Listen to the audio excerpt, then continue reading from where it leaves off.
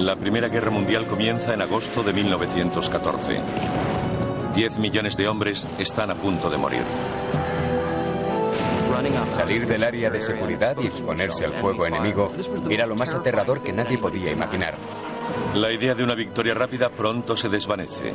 Les prometieron que la guerra habría terminado para Navidad. Y el frente occidental se convierte en el lugar más mortífero de la Tierra. El tiempo, sin duda, se convierte en mayor enemigo que el enemigo. Entonces, en diciembre, hay una victoria extraordinaria. No es un triunfo de generales o de armas. ¿Y si deciden dejar de luchar? ¿Qué ocurrirá? Es una victoria que no se volvería a ver.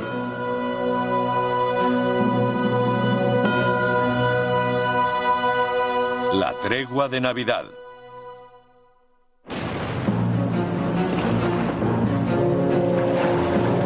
La Gran Guerra, como se conoce a la Primera Guerra Mundial, ha pasado a la historia como ejemplo de la brutalidad e insensatez de la guerra total. Los enfrentamientos alcanzan la mayor ferocidad en una estrecha franja de tierra entre Alemania, Francia y Bélgica, la zona conocida para siempre como el Frente Occidental. Cuando empiezan los combates, todo el mundo cree que durarán unos cuantos meses, pero las raíces de la guerra se hunden en más de 200 años de historia europea. A finales del siglo XIX se mantenía una difícil paz entre Gran Bretaña, Francia y Alemania mediante una compleja estructura de alianzas con sus vecinos europeos. Pero en 1910, Alemania se sintió rodeada de rivales y empezó a hacer planes de guerra a largo plazo. Como escribió H.G. Wells, toda persona inteligente del mundo sabía que el desastre era inminente y no sabía cómo evitarlo. El 28 de junio de 1914, el nacionalista serbio Gavrilo Princip asesina al príncipe heredero del Imperio Austrohúngaro Francisco Fernando. Cuando fue enterrado, Europa se estaba sumiendo en el caos. El 3 de agosto, Alemania declara la guerra a Rusia y Francia. E Inglaterra se ve arrastrada cuando Alemania invade Bélgica. El plan estratégico original de los alemanes tenía mucho sentido puesto sobre el papel. Se llamaba Plan Schlieffen. La idea consistía en bajar a través de Bélgica y tomar París, tomar Francia. Sin embargo, los alemanes no contaron con la resistencia belga y la movilización de franceses y británicos para detenerlos. Desde el principio, ambos bandos piensan que lograrán una victoria rápida. Incluso se podría decir que cuando comenzó, casi había un espíritu de carnaval. La Primera Guerra Mundial comenzó no solo como la guerra que pondría fin a todas las guerras, también era considerada una excursión que acabaría antes de Navidad. 7 de agosto de 1914. Los primeros cuerpos expedicionarios británicos cruzan el Canal de la Mancha para unirse al ejército francés en un intento por detener el avance enemigo. Para entonces, los alemanes ya habían conquistado la mayor parte de Bélgica y el área fronteriza con Francia. Pero tras 6 semanas de duros enfrentamientos, son detenidos. El plan Schlieffen, plan que parecía tan sencillo en una pizarra, fue descrito como el movimiento de una puerta giratoria. Los alemanes bajarían hasta Francia arrasando rápidamente todo el país para luego enfrentarse a los rusos. Pero cuando británicos y franceses los frenaron, la puerta giratoria se quedó atascada. Los aliados cavaron a todo lo largo de la frontera franco-belga, enviando hombres y material para sostener el frente. En 1914 todo era muy rudimentario. Ambos bandos cavaron allí donde habían parado a descansar, por así decirlo, tras los primeros enfrentamientos. Las trincheras se abrían en barrizales. En Flandes, alrededor de Ploegstert, el nivel freático es muy alto y a 1 metro de la superficie se encuentra agua. Tácticamente, los alemanes siempre ocupaban tierras altas, dejándonos siempre en hondonadas. Los hombres estaban metidos en agua hasta el cuello y así no se puede luchar. Cuando los soldados llegaron a las trincheras por primera vez, el ambiente era llamativo, impactante y aterrador. Era un mundo subterráneo. Estaban en zanjas excavadas en la tierra, con planchas que revestían el suelo y alambre de espino en la parte superior. No podían ver por encima de la trinchera, y si alguien sacaba la cabeza había muchas probabilidades de que se la volaran.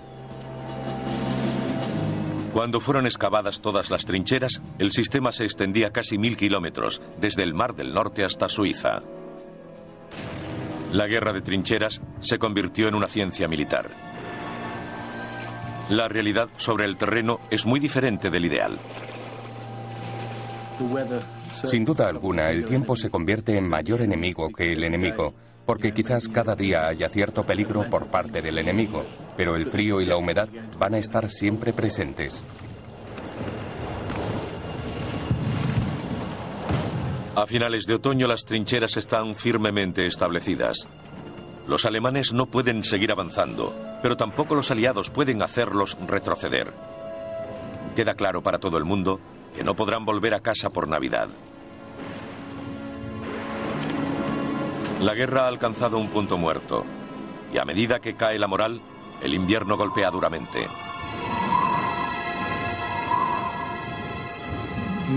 Muchos de los regimientos a lo largo del frente occidental sufrieron más muertes en noviembre, diciembre y enero de 1914 por congelación, gangrena y cosas como el pie de trinchera que por el fuego enemigo.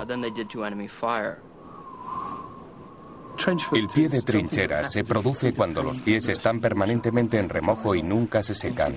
Acaban gangrenándose y los dedos se caen o se vuelven completamente negros.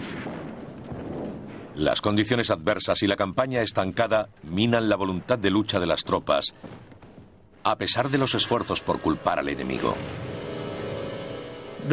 Hubo una definitiva explosión propagandística durante la Primera Guerra Mundial sin precedentes hasta entonces.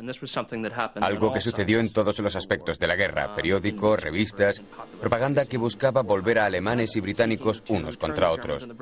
Así surgen historias de soldados alemanes que matan a niños belgas, violan mujeres, ocultando fosas comunes y cosas por el estilo. La razón de todo aquello era que los hombres necesitaban motivación. La nación necesitaba ser motivada. Era necesario infundir odio al enemigo para sostener aquel tipo de guerra. No se podía pensar en ellos como adversarios en un encuentro deportivo. Hacía falta el deseo de matarlos. Pero en el barro del frente occidental, los ánimos de lucha se apagan rápidamente. En un mal intento por elevar la moral, los aliados lanzan una gran ofensiva el 19 de diciembre.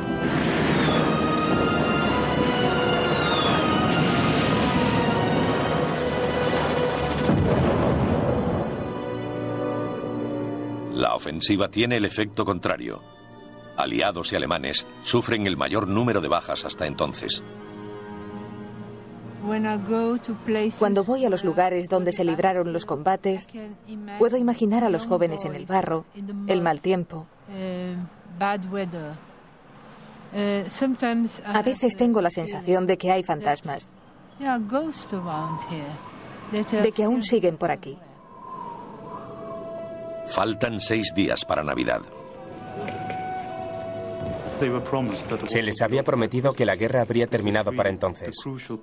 Este es el verdadero punto crucial al principio de la Primera Guerra Mundial. Si no acababa entonces, duraría muchísimo tiempo. Ambos bandos hacen grandes esfuerzos por infundir espíritu navideño a sus desmoralizadas tropas. Los 355.000 soldados británicos del frente occidental reciben un regalo de Navidad de la princesa María. El pueblo británico es animado a enviar a los muchachos del frente todo tipo de tarjetas, cartas y regalos. Y lo mismo sucede con los alemanes. Entonces se produce una avalancha de ropa de invierno, comida, tabaco y muchísimas cartas. Lo que hace que algunos sientan aún más nostalgia. El alto mando es consciente de que durante este periodo las tropas podrían bajar la guardia y se envía un comunicado al frente advirtiendo de este peligro. El mero objeto de la guerra se eclipsa y tanto los oficiales como los hombres se sumen en un letargo militar del que será difícil sacarlos cuando vuelva a llegar el momento de hacer grandes sacrificios.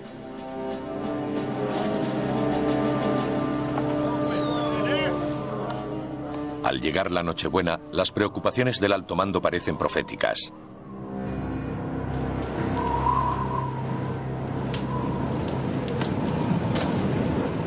Algo extraño está ocurriendo en las líneas alemanas.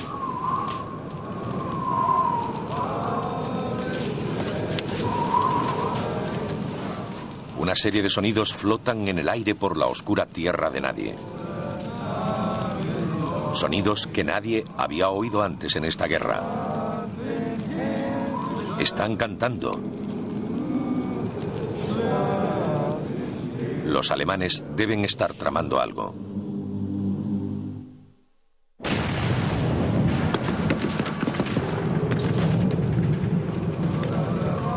En la Nochebuena de 1914, en el quinto mes de la Primera Guerra Mundial, los soldados aliados están sorprendidos por lo que oyen desde las trincheras alemanas.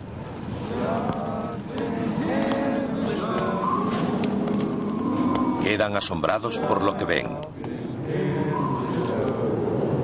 Al principio todo el mundo asume que debe ser una treta. Así es como empezó todo la noche de Navidad, con las luces en las trincheras alemanas y cánticos de un lado a otro. Era una tradición alemana. Los árboles de Navidad, San Nicolás, algo que siempre habían celebrado los alemanes y que nosotros asumimos recientemente, así que para ellos significaba mucho más. Habían estado bebiendo, algo que los británicos prohibieron en el frente, por lo que quizás solo fue que entre los alemanes había un ambiente más festivo. El soldado Franz Sumter es el primero en reconocer lo que están cantando. Y luego oímos a los alemanes cantando Noche de Paz. Nuestros chicos dijeron, vamos a cantar con ellos. Y así lo hicimos.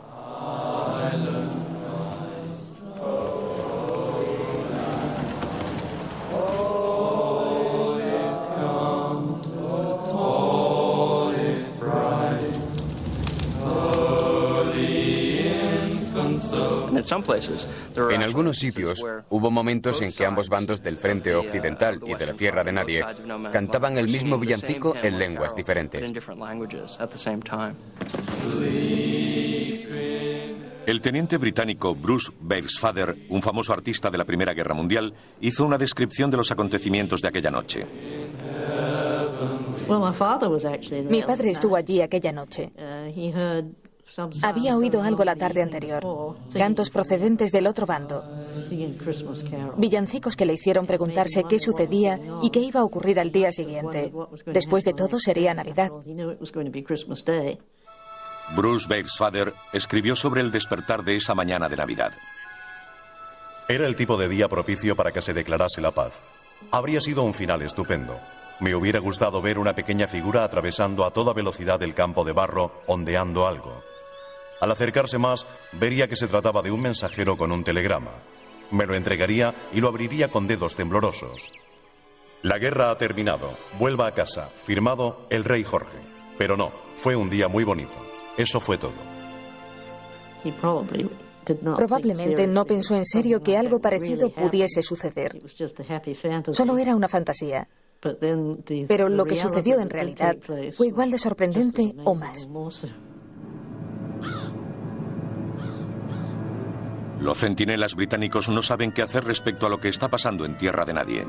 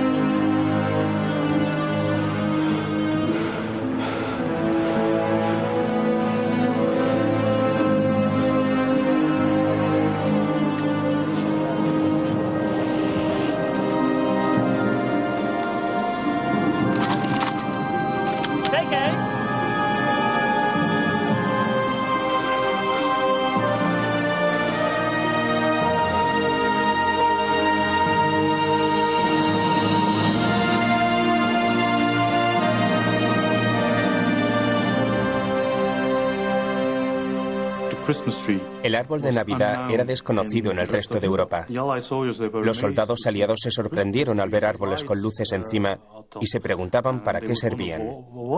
¿De qué se trataba? La atmósfera debió ser muy especial y pienso que tuvo mucho que ver con que se declarara la tregua. El soldado Leslie Walkington estuvo allí. Empezamos a sacar la cabeza por encima de la trinchera, bajándola rápidamente por si disparaban, pero no lo hicieron. Entonces vimos a un soldado alemán en pie, agitando los brazos, y no le disparamos. Uno no sabe lo que va a pasar, porque solo le han dicho, tienes que venir aquí. Los hombres que están frente a ti son tus enemigos y tienes que matarlos. Pero en realidad, esos jóvenes no estaban preparados para matarse unos a otros. Tenían miedo del enemigo.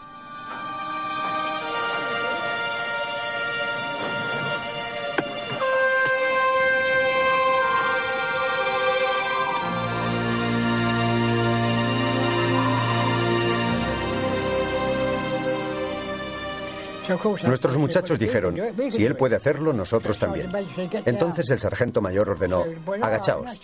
Pero nosotros le contestamos, cállese, sargento, es Navidad. Así que saltamos de la trinchera y empezamos a caminar.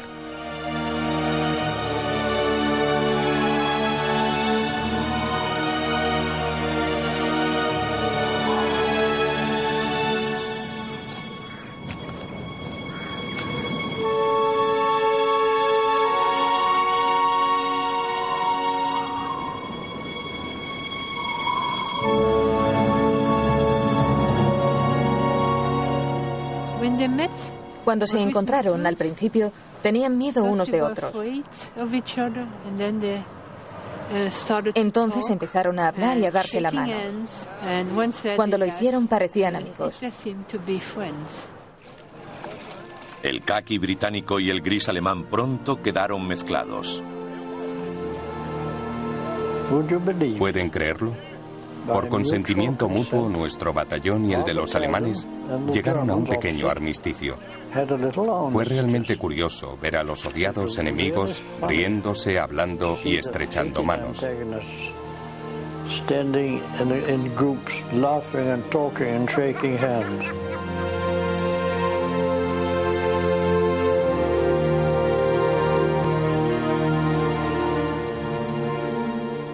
Esos hombres no tienen ni idea de que el momento pasaría a la historia. Este museo en la ciudad belga de Ypres está a solo 8 kilómetros de donde los soldados británicos y alemanes participaron en la tregua de Navidad. Siempre me sentí interesado por la gente que participó en aquella tregua, y así es como me impliqué en este museo. Respecto a las figuras que hay detrás de mí, mi idea era que traspasaran su esquema mental. A los soldados les dijeron que aquellos eran sus enemigos y de repente decidieron que eran sus iguales, seres humanos, en vez de soldados en una guerra. La escena de este día de Navidad es exactamente lo que preocupaba al alto mando británico. La relación amistosa con el enemigo y el armisticio extraoficial, por muy tentadores y ocasionalmente divertidos que puedan parecer, están absolutamente prohibidos. Informamos a todos los subordinados de la necesidad absoluta de animar el espíritu ofensivo de las tropas por todos los medios a su alcance. Estos hombres en tierra de nadie corrían tanto peligro por parte de sus oficiales como de sus enemigos. Ambos bandos son conscientes de que confraternizar con el enemigo está a un paso de la traición, un delito castigado con un consejo de guerra y la ejecución.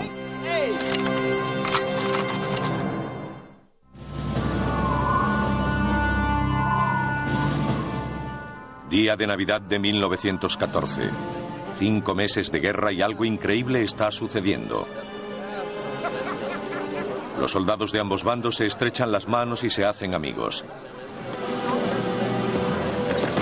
El cuartel general está furioso y ordena a sus oficiales en el frente tomar nombres. Aunque algunos hombres en las trincheras no están de acuerdo con este giro de los acontecimientos, muchos oficiales participan del encuentro. Por supuesto, a lo largo del frente occidental hubo casos de treguas que tuvieron lugar con la aprobación tácita de los oficiales. Si hicieran públicas o no fue algo que permitieron. Y pienso que los oficiales pudieron tener cierto interés estratégico en permitir a sus hombres este alto, este respiro, para que durante un par de días pudieran sentirse humanos.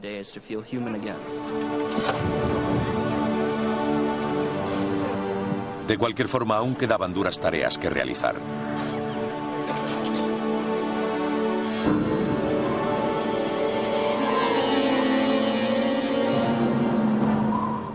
La tierra de nadie estaba cubierta de restos humanos,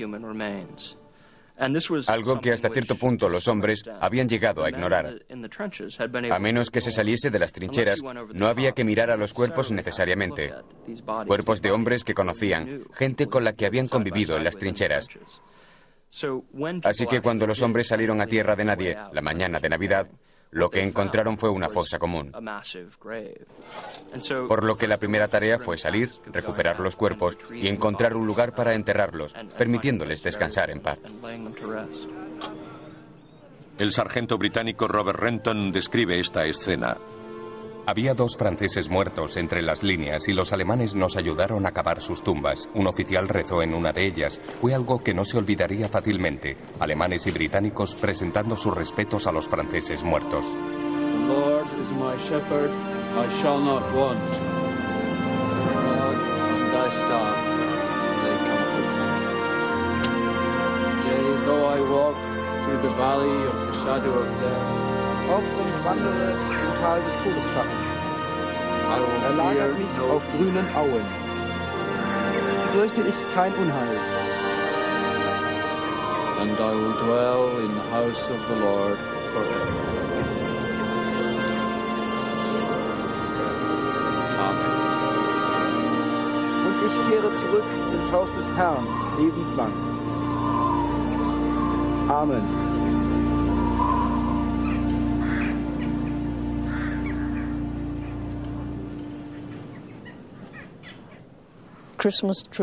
Tregua de Navidad, 1914. Me alegro de estar aquí. Mucha gente debería venir. Esta es la verdadera zona cero.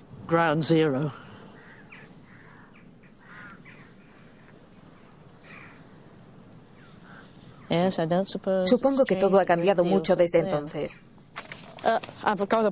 Tengo un libro en el que hay un mapa de esta zona donde ocurrió, que mi padre describe allá por 1919. Muestra 2 o 3 carreteras y las líneas británicas y alemanas. La distancia entre ambas era escasa, pero no puedo decirlo con exactitud. Als ich noch Kind war, hat mein Vater, mein Bruder und mir. Cuando era niño, mi padre solía contarnos, a mí y a mi hermano, lo que sucedió durante la tregua de Navidad entre soldados británicos y alemanes en 1914.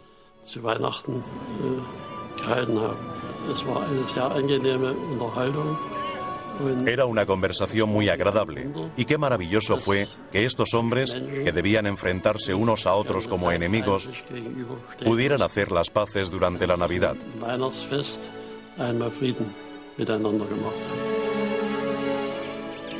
Reunirse en un lugar tan pequeño origina un problema del que solo el alto mando es consciente.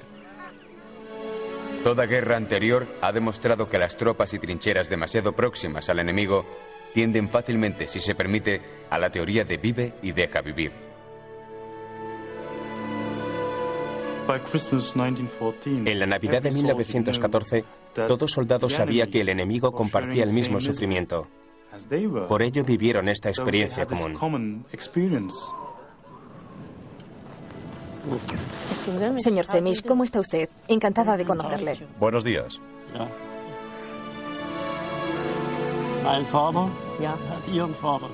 Mi padre y su padre hablaron en la Navidad de 1914. Y hoy usted y yo nos conocemos muchos años después. Aquí es donde ocurrió la tregua, la confraternización entre soldados británicos y alemanes.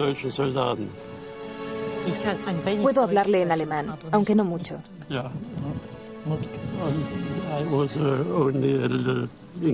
¿Y yo solo un poco de inglés?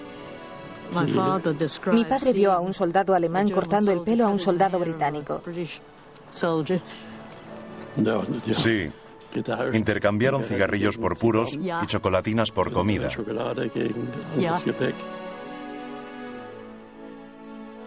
El dibujo del teniente Bruce Bates-Father de aquel día refleja una historia que a menudo él contaba a su hija de cómo se quedó con los botones de un alemán como recuerdo. Otro soldado británico escribió a casa ese día: Queridos padre, madre y hermanas, solo unas líneas para contaros que he tenido una Navidad muy feliz. Hablo de paz y buena voluntad, pues nunca había contemplado una visión tan acogedora. Uno de nuestros oficiales tomó una fotografía de un grupo de hombres de ambas tropas. Los hombres de ambos bandos nos encontramos en tierra de nadie y pasamos el día allí. Intercambiamos cigarrillos. Fue como un grupo de amigos en un partido de fútbol. También intercambiamos algo de comida, como los niños en el colegio.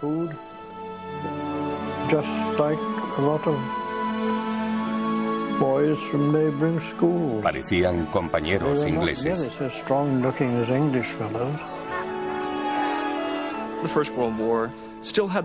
La Primera Guerra Mundial aún tenía retazos de una guerra anterior, de las que ya no existen, cuando había una serie de reglas establecidas. Había un código de conducta. Los británicos pensaban en ella en términos deportivos. El hombre que estaba al otro lado de la trinchera no era un enemigo, sino un adversario. Y había ciertos códigos, comportamientos y normas a las que había que atenerse. El soldado británico George Jameson también recordó este día. No hay duda de que quedaron absolutamente asombrados. Contaba que habían jugado un partido de fútbol y pasaron un rato estupendo.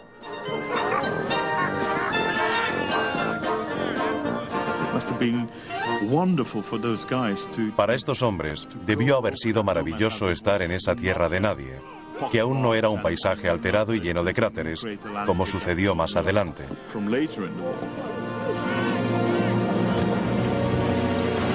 Mientras la paz había irrumpido en algunos lugares el día de Navidad de 1914, la guerra continuaba como siempre en muchas otras zonas del frente occidental.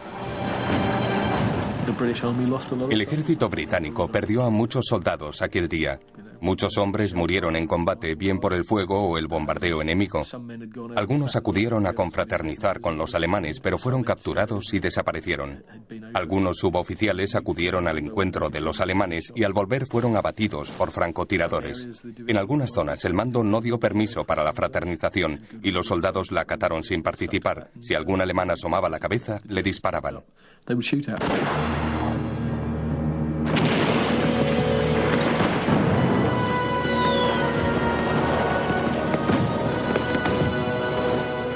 Incluso en las trincheras, abandonadas por los hombres que jugaban al fútbol, algunos recuerdan que están en medio de una guerra. El juego les da la oportunidad de ver las trincheras enemigas, su disposición y dónde están emplazados los cañones.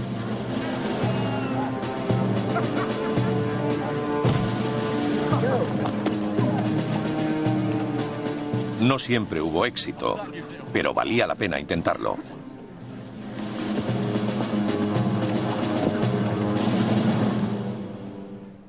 El otro partido de fútbol fue uno jugado entre el regimiento sajón y los escoceses, presenciado por Zemich. Creo que fue arbitrado por un oficial alemán, y no sé si tuvo algo que ver, pero ganaron los alemanes.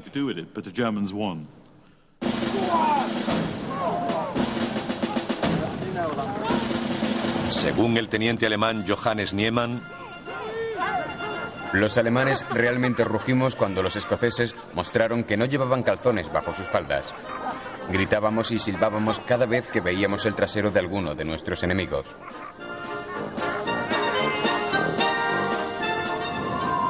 Este día de Navidad fue maravilloso, incluso milagroso. Los hombres de ambos bandos se fueron a dormir aquella noche, preguntándose si se despertarían a la mañana siguiente para reanudar las hostilidades o continuar el esfuerzo por desafiar a la guerra.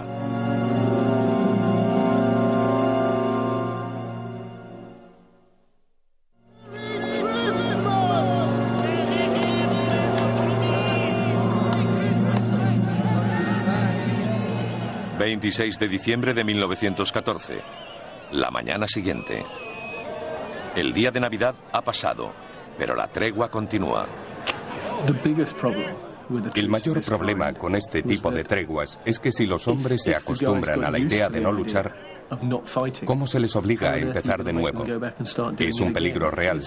Y si se extiende, habrá una enorme cantidad de hombres que lo habrán probado y no verán la necesidad de luchar.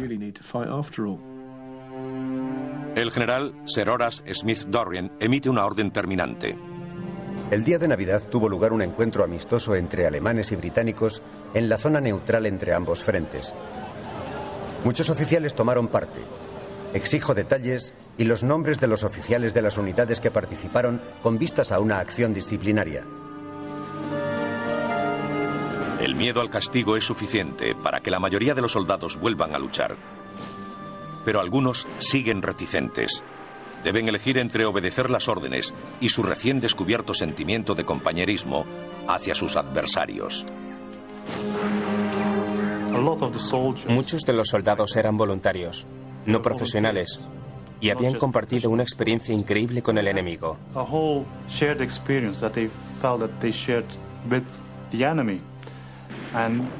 Ahora tenían más en común con ellos que con sus superiores. Ocurría que británicos y alemanes estaban enfrentados a cada lado de la tierra de nadie pensando, el tipo de ahí enfrente no está malo, tiene que soportar la misma lluvia que yo, evitar que se derrumben sus trincheras como nosotros. Su ración de comida tampoco será muy buena y seguro que le cuesta encontrar un lugar donde dormir. Es muy diferente cuando se conocen y descubren que el otro era camarero en un restaurante en el que quizás ha comido o que era su barbero en Londres. Resulta mucho más difícil enfrentar a estos hombres. Como recuerda el soldado Frank Stumper de Southgate Road en Islington. Nos dimos la mano y tuve oportunidad de conversar con un alemán. Me preguntó, ¿conoce usted Southgate Road en Islington? Y yo le contesté, sí, mi tío es zapatero y trabaja al lado. Entonces dijo, es gracioso, hay una barbería al otro lado donde yo trabajaba. Así que resulta irónico pensar que debía haber afeitado a mi tío varias veces y sin embargo, una de mis balas podría haberlo matado, o una de las suyas a mí.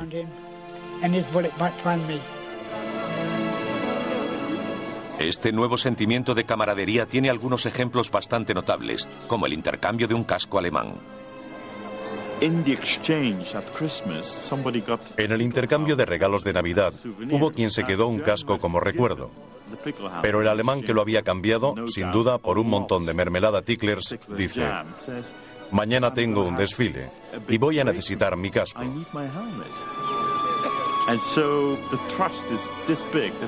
Y hay tanta confianza que el tipo le devuelve el casco. Y el alemán le dice: cuando termine el desfile, te lo devuelvo. Al día siguiente el casco es devuelto. Solo es un ejemplo de la confianza que se había creado entre las tropas.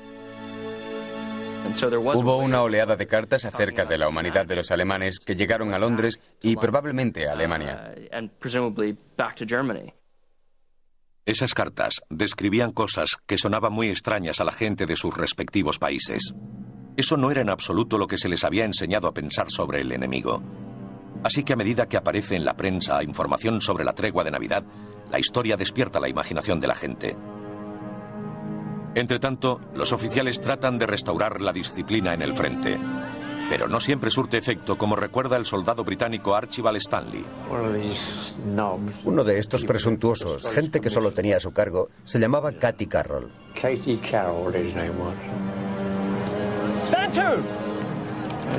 Dijo que aquello tenía que acabar. El oficial quería disparar sobre hombres desarmados. Dijo, de acuerdo, vamos a soltarles una buena descarga. Pero no lo hicimos. Nunca disparamos a los alemanes. Simplemente no parece juego limpio. Aunque estuviésemos en guerra, pensé que sería algo cruel aprovecharnos de ese modo.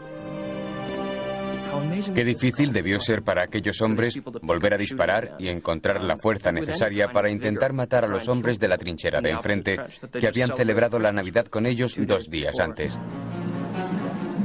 De nuevo comienza a ejercerse presión para recuperar el ritmo de la guerra. Órdenes y amenazas del alto mando comienzan a llover sobre los hombres del frente.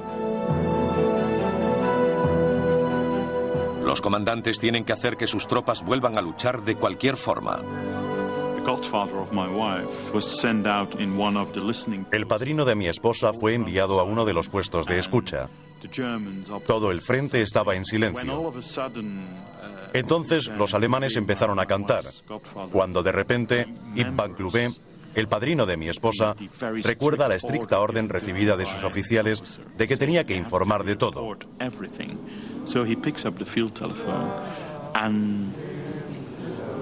Así es que coge el teléfono de campaña e informa de que los alemanes están cantando al otro lado. Y cuenta que aún tenía el teléfono en la mano cuando empezaron a caer proyectiles. En pocos minutos, todo el lugar voló en pedazos. Y sin duda murieron muchos alemanes. También pudo oír el grito de muchos de ellos que habían resultado heridos. Tan solo pudo oír a los heridos. El soldado Archibald Stanley recuerda cómo su oficial puso fin al armisticio. De cuantos merodeaban por allí, uno preguntó: ¿aún está en pie el armisticio? El oficial sabe exactamente cómo hacerlo. Cogió su fusil y mató a uno de los alemanes. Ese fue el fin. Aquello acabó con todo. La guerra no terminó hasta 1918. La mecánica de guerra es tal que como individuo o pequeño grupo de personas es muy difícil pararla. No pasa mucho tiempo hasta que la tregua de Navidad es solo un recuerdo. Y lo peor, aún está por venir.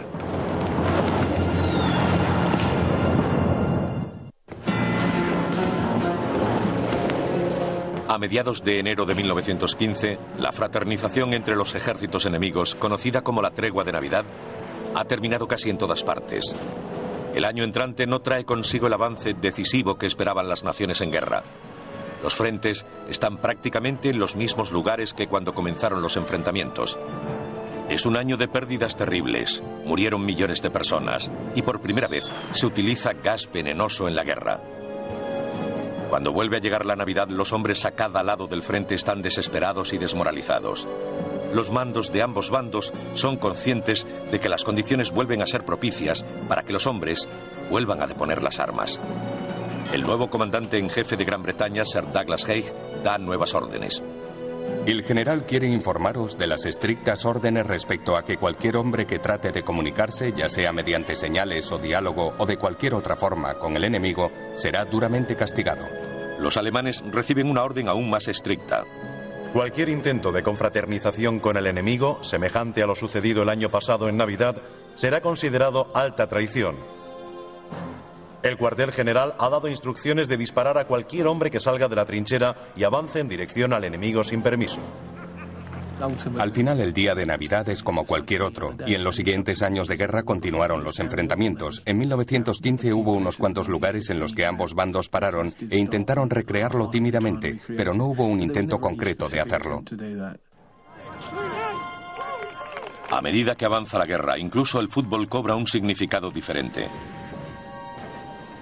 Un año más tarde, el capitán Neville alcanza la fama póstuma por tratar de usar una pelota de fútbol para motivar a sus tropas a llegar hasta el final, que supone una muerte certera. Es el fin de una era. Al principio fue una guerra parecida a aquellas que la habían precedido. Los oficiales montaban a caballo. Los soldados iban a pie. Pero hay que recordar que no hubo una gran guerra en Europa durante casi un siglo, cuando esta comenzó en 1914. A pesar de que había armas nuevas, parecía una de las antiguas. Tenían ametralladoras, bombas y cosas por el estilo. Pero los verdaderos avances tecnológicos de la guerra no tuvieron lugar hasta más tarde. Los tanques, las armas químicas, el bombardeo desde aeroplanos. Al final de la guerra esta era prácticamente irreconocible. Se trataba de una guerra moderna como hasta cierto punto la conocemos hoy. Hoy, alrededor de la ciudad belga de Ypres, es fácil ver las cicatrices de las batallas de la Primera Guerra Mundial. Por todo el campo se pueden encontrar trozos de metralla, pedazos de metal oxidado que pertenecieron a la guerra. Cuando uno sale a descubrir cosas, siempre se encuentra, en primer lugar, con cementerios, porque hay muchos en estos alrededores. Y se trata de comprenderlos. Uno se da cuenta de que debió ser la última guerra que no prestó atención a la pérdida de vidas humanas.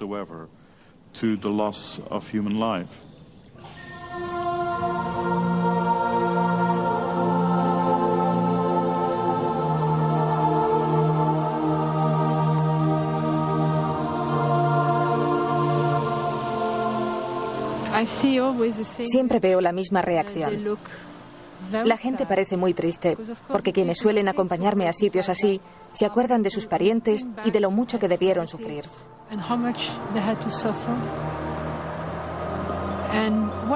¿Por qué no fue posible mantener la paz tras aquella Navidad?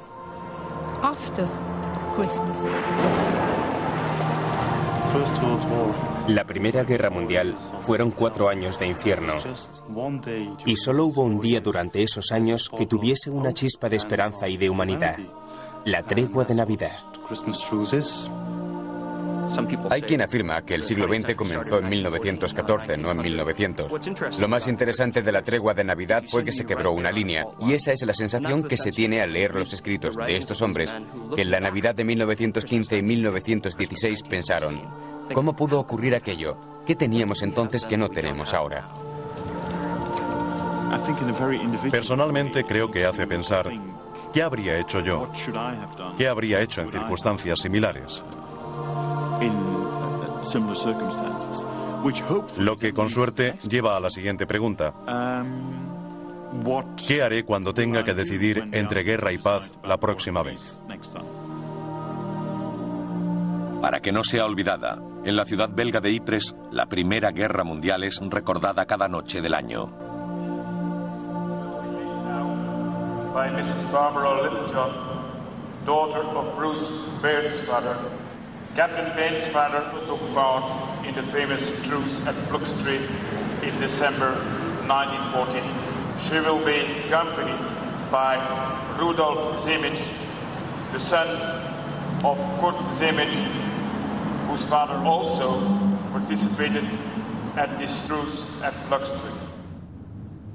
It must be amazing for Debe ser asombroso para los descendientes de los alemanes y los británicos que se encontraron en tierra de nadie volver ahora, a principios del siglo XXI, al antiguo campo de batalla y pensar en las distancias que superaron sus antepasados.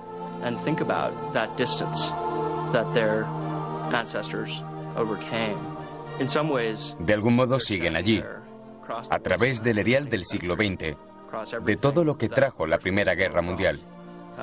Porque, como sabemos, el frente occidental solo fue el comienzo.